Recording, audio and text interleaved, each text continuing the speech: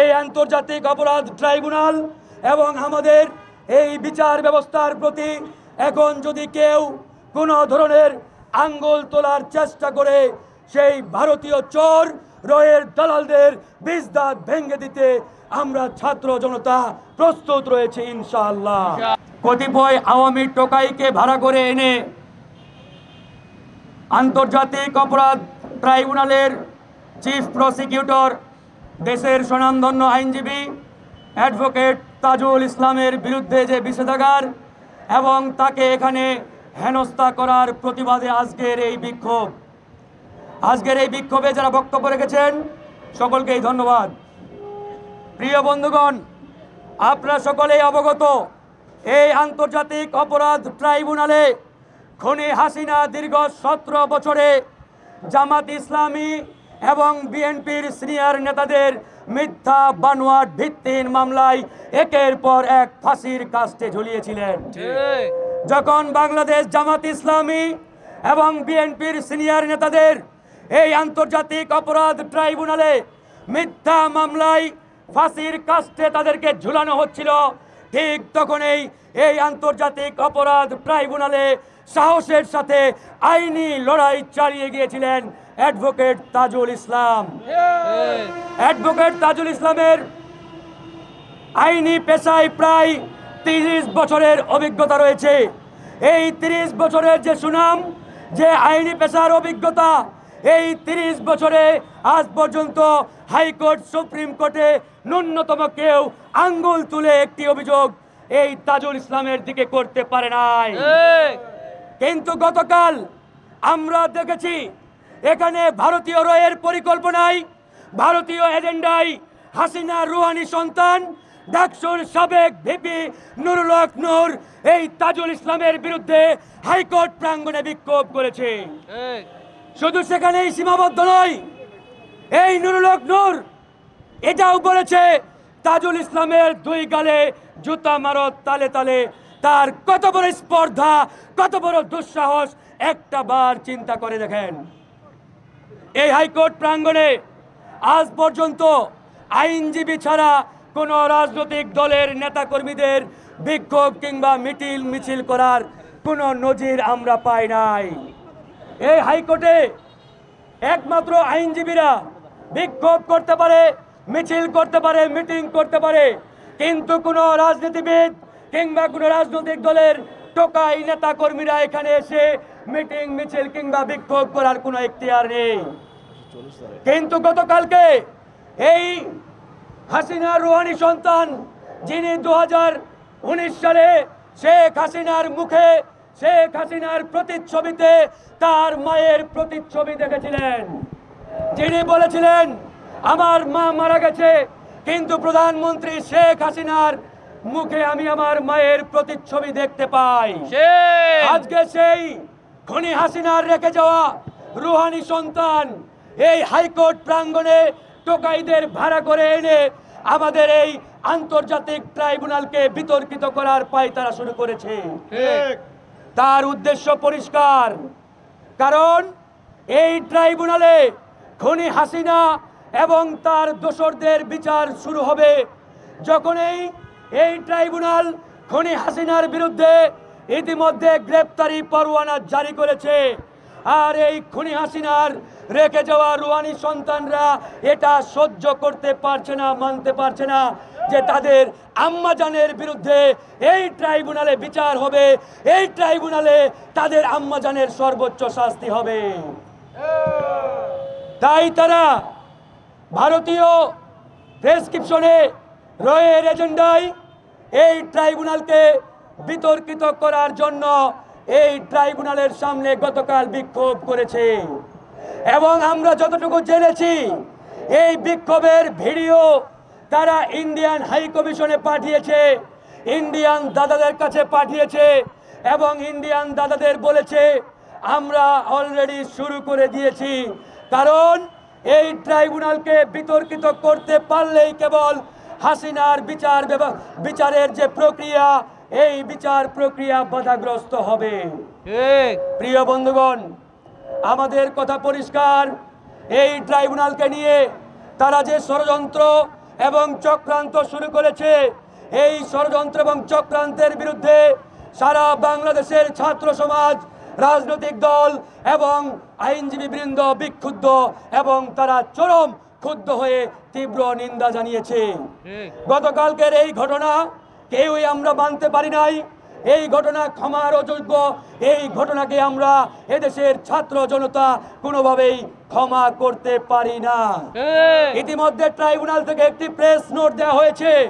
সেখানে বলা হয়েছে গতকাল এই ডাকসুর সাবেক ভিপি, বিতর্কিত ভিপি নুরুল হক নূর, যিনি আওয়ামী ছত্রছায়ায় রাজনীতির ময়দানে ইতিমধ্যে দাপিয়ে বেড়াচ্ছেন, এবং এমনকি এরকম অসংখ্য তথ্য আমাদের কাছে আসছে।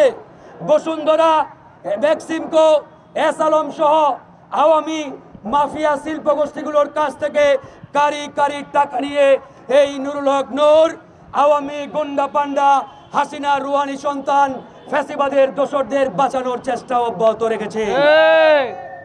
আপনারা এটাও জেনেছেন কিছুদিন আগে তথ্য উপদেষ্টা মোহাম্মদ নাহিদ ইসলামের কাছে একটি সুপারিশ নিয়ে নুরুল হক নূর গিয়েছিলেন।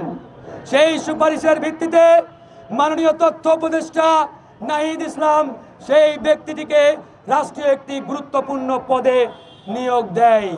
পরবর্তীতে অভিযোগ আসার ফলে সেই পোস্টের একনিষ্ঠে একটি তদন্ত হয় মন্ত্রণালয়ে। সেই তদন্তে দেখা যায় যাকে নুরুল হক নূর সুপারিশ করেছিলেন সেই ব্যক্তিটি খাস আওয়ামী লীগের দোসর, আওয়ামী দালাল।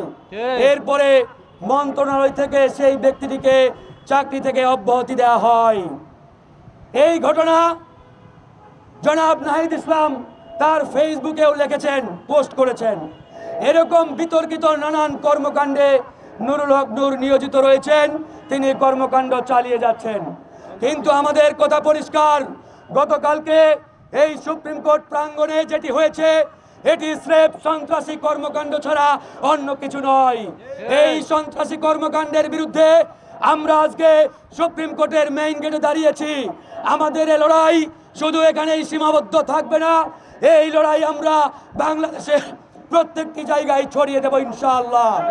আমরা বলতে চাই, কোন ষড়যন্ত্রকারী, কোন সন্ত্রাসীদের রক্তচক্ষুকে আমরা আর বরদাস্ত করব না। আমাদের এই ট্রাইব্যুনাল ছাত্র জনতার রক্তের উপরে দাঁড়িয়ে এই ট্রাইব্যুনাল পুনর্গঠন করা হয়েছে। এই ট্রাইব্যুনালে সর্বপ্রথম খুনি হাসিনার বিচার হবে। এই খুনি হাসিনার বিচারকে বাধাগ্রস্ত করার জন্য ডাকসুর সাবেক বিতর্কিত ভিপি নুরুল হক নূর যে সন্ত্রাসী কর্মকাণ্ড গতকালকে এই হাইকোর্ট প্রাঙ্গণে করেছেন, এই সন্ত্রাসী কর্মকাণ্ডের প্রকাশ্যে ক্ষমা না চাওয়া পর্যন্ত এর বিচার কোনোভাবেই আমরা থামাবো না কিংবা বন্ধ রাখবো না। আমরা ইতিমধ্যে আলোচনা শুরু করেছি। আগামীকালকে প্রধান বিচারপতির কাছে গতকালকের এই সন্ত্রাসী কর্মকাণ্ড এবং টোকাই ভাড়া করে এনে এখানে যে একটি মিছিল দেওয়া হয়েছে, এই মিছিলের ডকুমেন্ট সহ আমরা প্রধান বিচারপতির কাছে আবেদন করব। আর একটা কথা ইতিমধ্যেই মিডিয়াতে এসেছে, গতকালকে ডাকসুর ভিপি নুরুল হক নূর অ্যাডভোকেট তাজুল ইসলামকে ফোন করেছিলেন। মোবাইল ফোনের মাধ্যমে তিনি অ্যাডভোকেট তাজুল ইসলামের কাছে ক্ষমা চেয়েছেন, কিন্তু অ্যাডভোকেট তাজুল ইসলাম তাকে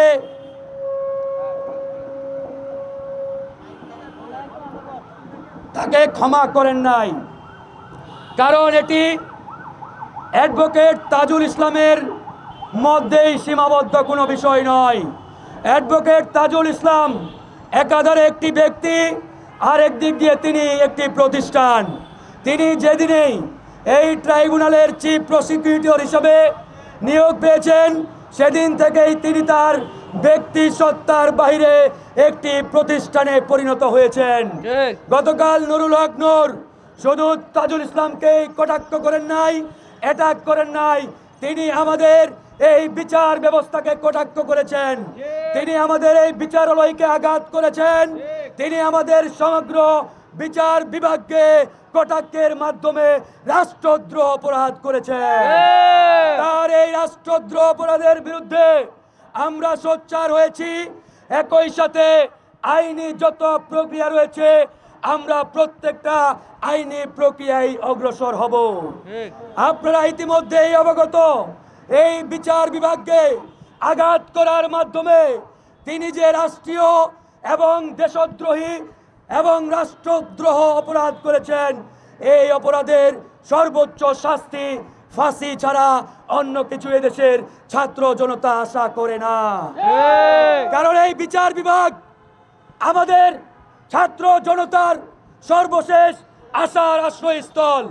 এই আশ্রয়স্থলকে আঘাত করার মাধ্যমে খুনি হাসিনার দোসরদের বাঁচানোর যে ষড়যন্ত্র নুরুল হক নূর শুরু করেছেন, এটার সর্বশেষ দেখে আমরা তবে এই পথ থেকে সরব। অন্যথায় আমাদের এই লড়াই চলছে, আমাদের এই লড়াই চলবে। বন্ধুগণ, আজকে আমরা হাইকোর্টের এখানে আসছি। আমরা অনতিবিলম্বে আরও বৃহত্তর কর্মসূচির দিকে যাব। একই সাথে আমাদের যে আইনি লড়াই, সেই আইনি লড়াইও আমরা চালিয়ে যাব। শুধু সেখানেই নয়, এই আন্তর্জাতিক অপরাধ ট্রাইব্যুনাল এবং আমাদের এই বিচার ব্যবস্থার প্রতি এখন যদি কেউ কোনো ধরনের আঙ্গুল তোলার চেষ্টা করে, সেই ভারতীয় চোর রয়ের দালালদের বীজ দাঁত ভেঙে দিতে আমরা ছাত্র জনতা প্রস্তুত রয়েছে ইনশাআল্লাহ। আমরা পরিশেষে অ্যাডভোকেট তাজুল ইসলামের পাশে আছি, সাথে আছি, এবং পরবর্তী কর্মসূচি আমরা আপনাদেরকে প্রেস রিলিজের মাধ্যমে জানিয়ে দেব। আজকের এই অনুষ্ঠানে যারা বক্তব্য রেখেছেন সকলকেই ধন্যবাদ জানাচ্ছি।